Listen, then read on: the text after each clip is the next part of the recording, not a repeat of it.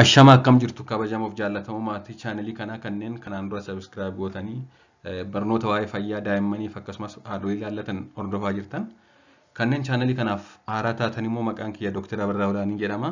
Gargaaraa Piroofeesaraa fi Ispeeshaalistii Wallaansa Ijoolleef Daa'immanii akkasumas immoo barreessaa kitaaba bu'uura fayyaa daa'immaniiti. Chaanelii kana subscribe gochuun waan hedduu irraa baradhaan jedha. Barnoota nama qabadhee jiru haati daa'ima harma hoosistuu guyyaatti bishaan hagam dhuguu qabdi kan jedhudha. Sa'a 24 keessatti haati daa'ima harma hoosistu tokko bishaan hagam dhuguu qabdi? Yoo xiqqaate rakkoo akkamii fida? Yoo baay'ate yookaan heddumminaan yoo dhugde rakkoo akkamii fida kan jedhudha. Mee akka armaan gadiitti hordofaa. Haati daa'ima harma hoosiftu tokko akkuma nyaataa bishaanis heddumminaan ishee barbaachisa. Haati daa'ima harma hoosistu nyaatas haa ta'u bishaan ofii isheef qofa osoo hin ta'in daa'ima isheefis kennaa jirti waan ta'eef oomisha aannaniif ishee barbaachisa waan ta'eef nyaatas dhugaatis dabalata ishee barbaachisa jechuudha. Bishaan nyaata adda addaarraas ni argama akkasumas immoo bishaan qulqulluu dhuguudhaanis ni argama. Bishaan nyaata adda addaarraa argataniin dabalata giddugaleessaan guyyaa tokkotti haadholiin daa'ima harma hoosisan hanga burcuqqoo 8 dhuguu qabu jechuunis hanga liitira 3 jechuudha. Sa'a 24 keessatti. Bishaan nyaata adda addaarraa argatanii hanga ml 800 yookaan liitira 0.8 yoo ta'e guyyaatti hanga liitira 3 bishaan qulqulluu dhugan walii galatti guyyaa tokkotti yookaan sa'a 24 keessatti bishaan hanga liitira 3.8 isaan barbaachisa jechuudha. Kana kan jedhu dhaabbata fayyaa addunyaa yookaan WHO jechuudha. Kana gochuu akka hin daganneef jechuunis guyyaatti yookaan sa'a 24tti bishaan burcuqqoo 8 dhugachuun dagatamuu danda'a. Nan dhugattee sirraanfachuu dandeessi. Akka kan hin daganneef maal gochuu qabdi? Yeroo daa'ima ishee harma hoosisuuf gatteessu hunda bishaan burcuqqoo tokko dhuguu. Yeroo daa'ima harma hoosisuuf gatteessu hunda bishaan burcuqqoo tokko bira kaawwachuu jechuudha dursitee.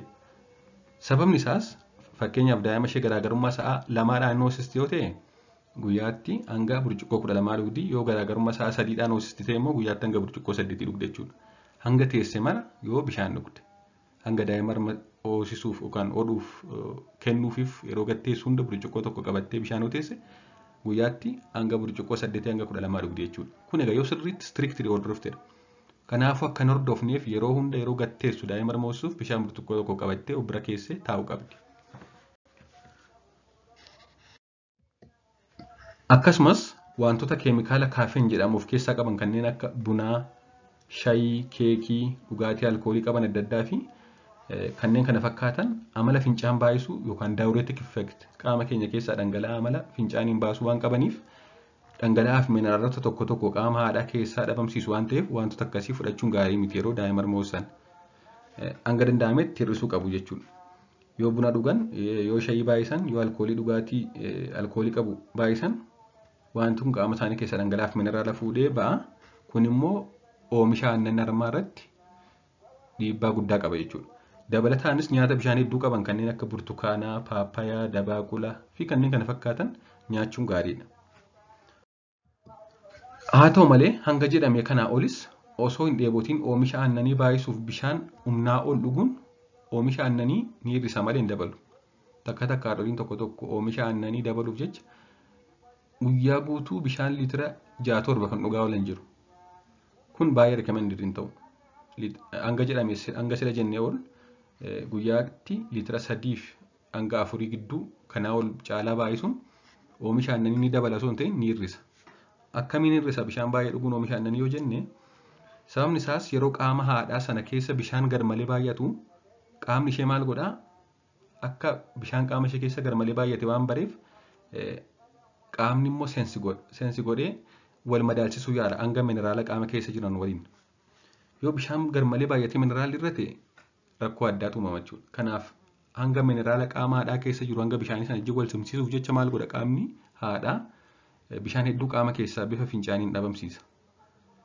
Bishaan bifa fincaaniin qaama keessaa hedduu dhabamsiisuun immoo mineraala wal simsiisuuf jecha kun immoo maal godhaa akka bishaan gara harmaa deemuun oomisha aannanii hin daballe taasisa jechuudha.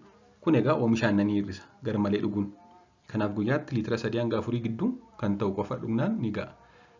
Akkasumas immoo dabalataan yoo dheebotte immoo dabalachuun kanuma jirudha jechuudha. When you drink too much water, your body tries to restore the electrolyte balance in your body by dumping the excess water in the urine. This results in water being diverted away from your breast which can actually decrease your milk supply. Kanaaf guyyaatti bishaan liitira 4 ol dhuguun hin barbaachisu jechuudha. Haa ta'u malee guyyaatti liitira hanga 3 dhuguun baay'eedha. Burcuqqoo 8 fi isaa olidha jechuudha. Kanayyuu kanneen yaadatanii dhugan haadholii muraasadha. Haa ta'u malee yeroo daa'ima harmoosisuuf gattaan hunda yoo bishaan burcuqqoo tokko qabatanii dhuguuf ta'an ni danda'ama jechuudha. Akka waliigalaatti barumsa namaaf qabadhee jiru kanumadha. Waan dhaggeeffattaniif hedduu galatooma. Saabskiraayib gochuun dagatinaa. Turtii gaarii.